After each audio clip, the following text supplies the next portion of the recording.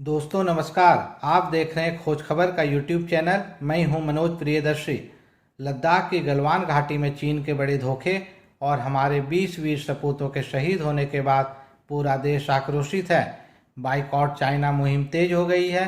देश भर में चीनी सामानों और वहां के राष्ट्रपति जिनपिंग की तस्वीरें और पुतले जलाए जा रहे हैं। भारत सरकार ने सरकारी और निजी टेलीकॉम कंपनियों में चीन के उपकरणों का इस्तेमाल प्रतिबंधित कर दिया है।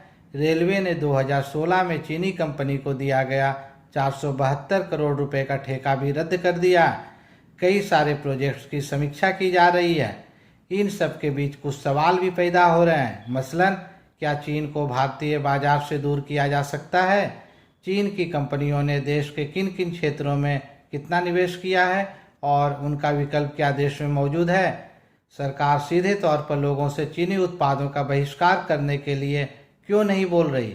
ऐसे कई सवालों के सटीक जवाब आपको इस वीडियो में मिलेंगे। वीडियो थोड़ा लंबा है, लेकिन अगर पूरी स्थिति को सही सही समझना चाहते हैं तो बिना स्किप किए इसे अंत तक जरूर देखें। शुरुआत करते हैं स्मार्टफोन सेक्टर से। चीन ने हमारे स्मार्टफोन बाजार में बड़ा निवेश किया।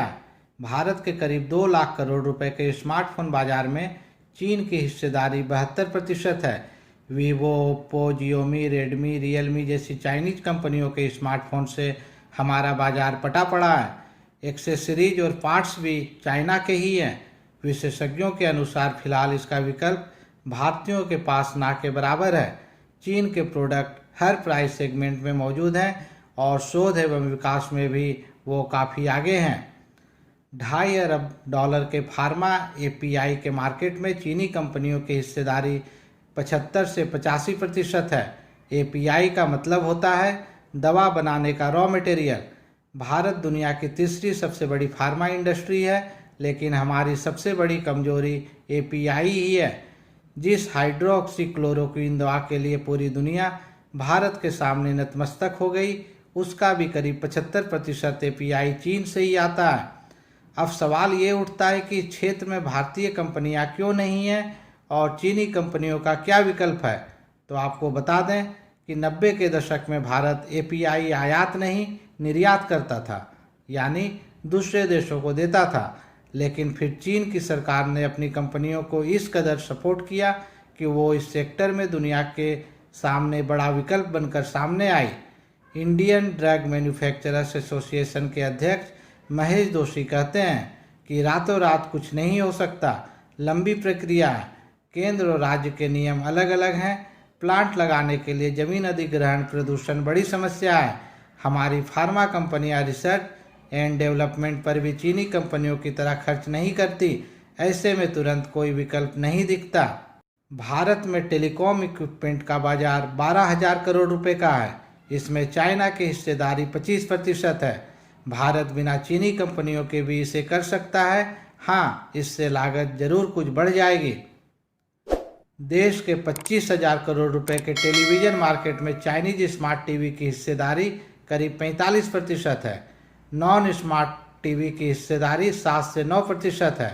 भारत के पास फिलिप्स, वीडियोकॉन समेत अन्य भारतीय ब्रांड्स पहले से उपलब्ध हैं। ऐसे में भारतीय कंपनियां इस क्षेत्र में मजबूती से आगे बढ़ सकती हैं। इसी तरह होम अप्लायंसेस सेगमेंट का मार्केट साइज 50,000 करोड़ रुपए का है, लेकिन इसमें चीनी कंपनियों की हिस्सेदारी महज 10 से 12% ही है। इस क्षेत्र में भारत के लिए चाइना को बाहर करना बहुत आसान है, लेकिन सबसे बड़ी चुनौती कीमत की होगी। चीनी प्रोडक्ट्स की कीमत थोड़ी कम होती है। चीनी कंपनियों ने ऑटो पार्ट्स के सेक्टर में भी बड़ा इन्वेस्टमेंट किया है। देश के करीब $57 अरब के ऑटो कंपोनेंट सेक्टर में उसकी हिस्सेदारी 26% है। अनेकों पार्ट्स ऐसे हैं जो सिर्फ चाइनीज कंपनियां ही बना रही हैं। भारतीय कंपनियों के लिए चीन को इस क्षेत्र से बाहर करना नामुमकिन तो नहीं, लेकिन आसान भी नहीं है। चीनी कंपनियों ने सोलर पावर सेक्टर में भी बड़ा निवेश किया है। भारत के 37,916 मेगावाट मार्केट साइज में चीन की हिस्सेदारी 90% है। फिलहाल इस क्षेत्र में भारत की मैन्युफैक्चरिंग काफ़ी कमज़ोर है। वहीं स्टील सेक्टर की बात करें तो चीनी कंपनियों का निवेश 18 से 20% है। इस क्षेत्र से चीन को बाहर करना कोई मुश्किल काम नहीं है। वैसे भी टाटा स्टील, सेल जैसी कई भारतीय कंपनियों का इस क्षेत्र में दबदबा है। अब बात करते हैं खिलौनों के बाजार की। Global market research firm IMARC के अनुसार भारत का खिलौना बाजार 10,000 करोड़ रुपए का है और देश में 85 से 90% खिलौने चीन से आते हैं। ऐसे में आप खुद समझ सकते हैं कि चीन को इस सेक्टर से तुरंत दूर रखना कितनी बड़ी चुनौती है।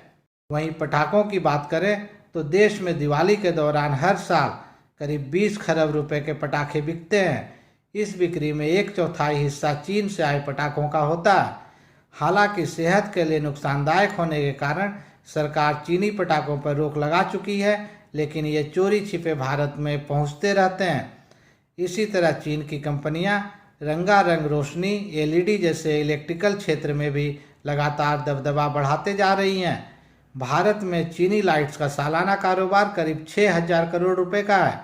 विशेषज्ञों के अनुसार सरकार और देश की कंपनियां अगर चाहें तो चीनी कंपनियों को यहां से बाहर निकाला जा सकता है। इन सब के अलावा चीन से काफ़ी मात्रा में रेशम भी आता है। खुदरा कारोबार करने वाले व्यापारियों के मंच confederation of all India traders के अनुसार चीन से भारत का सालाना आयात करीब 5,000 अरब रुपए का है। जानकार कहते हैं कि चीनी कंपनियों को भारत के बाजार से दूर नहीं किया जा सकता। यह WTO के नियमों का भी उल्लंघन होगा, इसलिए सरकार सीधे तौर पर इस पर कुछ नहीं बोलती। लेकिन हाँ, जनता के बायकॉट मुहिम से चीन को काफ़ी हद तक नुकसान जरूर पहुंचाया जा सकता है। चीनी कंपनियां रिसर्च और डेवलपमेंट में काफ़ी खर्च करती हैं और वहां की सरकार उन्हें हर तरह से मदद करती हैं। इसलिए चाइनीज प्रोडक्ट्स सस्ते होते हैं और क्वालिटी भी लगातार अच्छी होती जा रही है। जानकार ये भी कहते हैं कि आत्मनिर्भर बनने के लिए सरकार को तेजी से बड़े कदम उठाने होंगे। कई स्पेशल इकोनॉमिक जोन तैयार करने होंगे, कंपनियों को मोटिवेट करना होगा, रियायतें देनी होंगी, जमीन अधिग्रहण जैसे नियम आसान बनाने होंगे और रिसर्च एंड डेवलपमेंट में भी मदद करनी होगी। साथ ही भारतीय कंपनियों के साथ मिलकर शॉर्ट टर्म, मिड टर्म और लॉन्ग टर्म प्लान पर आगे बढ़ना होगा। ये सब रातों रात नहीं हो सकता, लेकिन अगर सरकार और देश तय कर ले तो कुछ भी नामुमकिन नहीं। दोस्तों, खोज खबर चैनल ने आपको भारत चीन व्यापारिक रिश्ते को पूरे तथ्यों के साथ और कम से कम समय में बताने और समझाने की कोशिश की है। क्रांति का असर होने में समय लगता है, इसलिए हर हाल में हमें बॉयकॉट चाइना मुहिम का साथ देना होगा और उसके उत्पादों का बहिष्कार करना होगा, जिससे शत्रु देश को सबक सिखाया जा सके। आपको ये वीडियो पसंद आया हो तो प्लीज़ खोज खबर को सब्सक्राइब कर अपना प्यार दें, इसे लाइक और शेयर करें। आपकी प्रतिक्रिया का भी इंतजार रहेगा। धन्यवाद। जय हिंद, जय भारत।